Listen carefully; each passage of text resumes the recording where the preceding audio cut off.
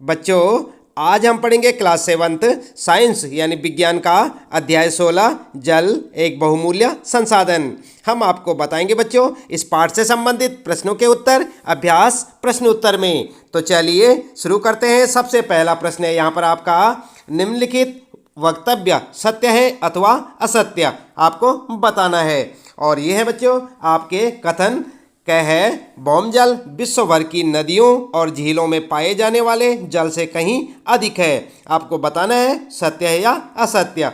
दूसरा है बच्चों, ख, जल की कमी की समस्या का सामना केवल ग्रामीण क्षेत्रों के निवासी करते हैं। सत्य या असत्य आपको बताना है। फिर आपके लिए ग, नदियों का जल खेतों में सिंचाई का एकमात्र स्रोत है। सत्य है या असत्य बच्चों। और इसके बाद है अगला फिर घ, वर्षा जल का चरम स्रोत है। तो आपको बताना है सत्य या असत्य।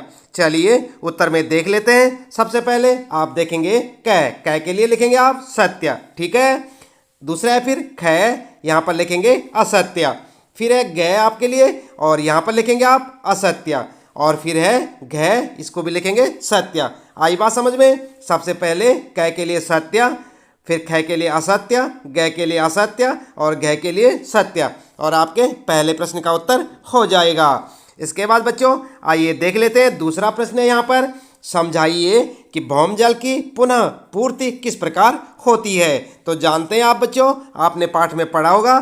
चलिए उत्तर क्या लिखेंगे। उत्तर में लिखेंगे, नदियों, तालाबों आदि जल स्रोतों का जल मृदा में से रिसकर भूमि के नीचे गहराई में रिक्त स्थानों पर भर जाता है। इसे अंतःस्पंदन कहते हैं। इसी प्रक्रम द्वारा भौमजल की पुनः पूर्ति होती है। आई बात समझ में। इस प्रकार से आप लिख सकते हैं बच्चों अपने दूसरे प्रश्न का उत्तर। फिर देखते हैं यहाँ पर तीसरा प्रश्न है और यहाँ पर पूछा है, किसी गली में 50 घर हैं जिनके लिए 10 नलकूप यानी ट्यूबवेल लगाए गए हैं। भौमजल स्तर पर इसका दीर्घावधि प्रभाव क्या होगा। तो क्या होगा बच्चों। उत्तर लिखेंगे, नलकूप भूमिगत जल को बाहर निकालने का कार्य करते हैं। यदि 10 नलकूप अपना कार्य करते हैं तो भूमिगत जल की मात्रा तेजी से घटती है, जिसके कारण भौमजल स्तर निरंतर गिरता चला जाता है। लंबे समय तक इस प्रक्रिया के चलने से भूमिगत जल के स्रोतों में जल की भारी कमी हो सकती है और ऐसी भी स्थिति आ सकती है कि ट्यूबवेलों को बाहर निकालने के लिए जल ही ना मिले। आई बात समझ में। तो इस प्रकार से आप लिख सकते हैं बच्चों अपने तीसरे प्रश्न का उत्तर। इसके बाद आइए देख लेते हैं यहाँ पर चौथा प्रश्न है। फिर मान लीजिए आपको किसी बगीचे का रख रखाव करने की जिम्मेदारी दी जाती है। आप जल का सदुपयोग करने के लिए क्या कदम उठाएंगे।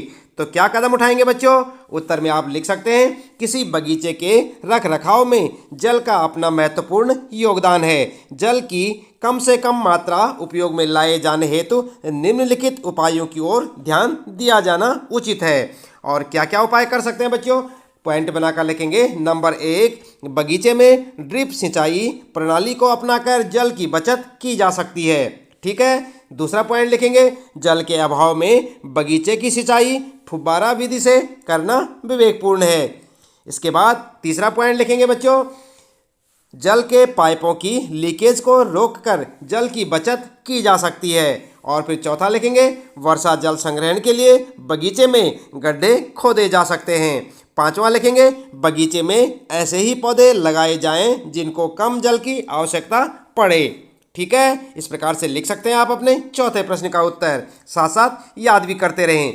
इसके बाद बच्चों फिर आता है आपका पांचवा प्रश्न है, भौमजल स्तर के नीचे गिरने के लिए उत्तरदायी कारकों को समझाइए। क्या लिखेंगे उत्तर में। उत्तर में आप लिख सकते हैं, भौमजल स्तर के नीचे गिरने के लिए निम्नलिखित कारक उत्तरदायी हैं और हेडिंग डाल देंगे। इसके बाद पॉइंट बनाकर लिखेंगे। नंबर 1, तेजी से बढ़ती जनसंख्या। दूसरा लिखेंगे, उद्योगों की बढ़ती संख्या। इसके बाद तीसरा लिखेंगे, कृषि क्रियाओं में बढ़ोतरी के साथ जल की अधिक खपत। चौथा लिखेंगे, जल संरक्षण की तरफ ध्यान न देना। आई बात समझ में। और इसके बाद आइए देखते हैं यहाँ पर छठा प्रश्न है, रिक्त स्थानों की उचित शब्द भरकर पूर्ति कीजिए। तो यहाँ पर आपके लिए खाली स्थान दिए गए हैं बच्चों, आपने इन्हें भरना है। सबसे पहले क्या है, भौमजल प्राप्त करने के लिए, और यहाँ पर रिक्त स्थान आपके लिए, तथा और फिर यहाँ पर रिक्त स्थान है का उपयोग होता है। तो क्या लिखेंगे आप इन खाली स्थानों में, अभी हम आपको बताने वाले हैं। आप देखते रहें वीडियो और लगातार जुड़े रहें हमारे साथ। अगला है बच्चों ख, जल की 3 अवस्थाएं और यहाँ पर आपको भरना है एक अवस्था, यहाँ पर दूसरी अवस्था और यहाँ पर तीसरी अवस्था है। कौन कौन सी अवस्थाएं आपने बतानी है। इसके बाद यहाँ पर जो है ग है आपके लिए, भूमि की जल धारण करने वाली परत कहलाती है। क्या कहलाती है यहाँ पर आपको लिखना है। फिर है बच्चों घ, भूमि जल के अवसर्वण के प्रक्रम को कहते हैं। क्या कहते हैं बच्चों, यहाँ पर आपको लिखना होगा। चलिए उत्तर में देख लेते हैं। क के लिए आप जो है सबसे पहले देखें, क में आपके लिए 2 रिक्त स्थान दिए गए हैं। तो पहले में लिखेंगे कुएं और दूसरे में नलकूप। आई बात समझ में। इसके बाद आइए देखते हैं ख। तो ख में आपके 3 रिक्त स्थान दिए गए हैं बच्चों। पहले में लिखेंगे ठोस, दूसरे में द्रव और तीसरे में गैस। ठीक है। और ग के लिए लिखेंगे आप जलभर और घ के लिए अंतः स्पंदन। ठीक है। तो इस प्रकार से आप अपने रिक्त स्थानों को भर सकते हैं। ठीक है बच्चों। इसके बाद आइए देखते हैं यहाँ पर 7वां प्रश्न है आपका, निम्नलिखित में से कौन सा कारक जल की कमी के लिए उत्तरदायी नहीं है। यहाँ पर आपको वो कारण बताना है जो उत्तरदायी नहीं है।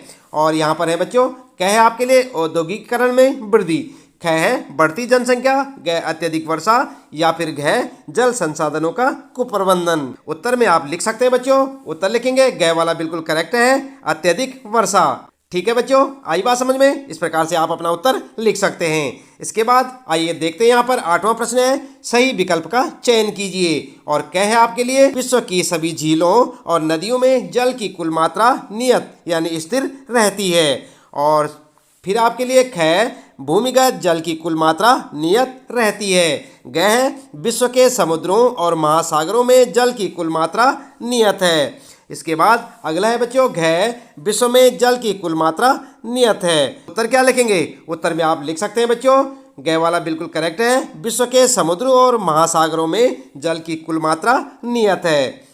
ठीक है। और इस प्रकार से आपका उत्तर हो जाएगा। इसके बाद बच्चों 9वां प्रश्न है आपके लिए, भौमजल और भौमजल स्तर को दिखाते हुए एक चित्र बनाइए, उसे चिन्हित कीजिए। तो क्या करेंगे आपको यहाँ पर एक चित्र बनाना होगा बच्चों। ठीक इस प्रकार से आप एक चित्र बना लें, आप अपनी पाठ्य पुस्तक में देख सकते हैं बच्चों। इसी प्रकार से आप एक चित्र बनाएंगे और आपके प्रश्न का उत्तर हो जाएगा। आप देख रहे हैं यहाँ पर पुनः पूर्ति, और यहाँ पर क्या लिखा है भौमजल, यहाँ पर क्या है हैंडपंप। आई बात समझ में। और यहाँ पर है नदी और झील। ठीक है। तो इस प्रकार से आप अपना एक चित्र बना लें और आपके इस प्रश्न का उत्तर भी हो जाएगा। ठीक है बच्चों। तो इस प्रश्न के साथ ही इस पाठ से संबंधित प्रश्नों के उत्तर यहाँ पर समाप्त होते हैं। उम्मीद है कि आपको अच्छे से समझ आए होंगे। इसी प्रकार लगातार कक्षा 7 साइंस यानी विज्ञान के सभी पाठों के प्रश्न उत्तर जानने के लिए आप लगातार जुड़े रहे हमारे साथ, देखते रहे वीडियो। और यदि आप चैनल में पहली बार आए हैं तो चैनल को सब्सक्राइब अवश्य कर दें, बेल आइकन भी दबा दें बच्चों, ताकि आपको आने वाली प्रत्येक पाठ की वीडियो की नोटिफिकेशन मिलती रहे। और जानते रहे कक्षा 7 विज्ञान के सभी पाठों के प्रश्न उत्तर हमारे साथ। मिलते हैं फिर अगली वीडियो में नए पाठ के कुछ नए प्रश्न उत्तरों के साथ।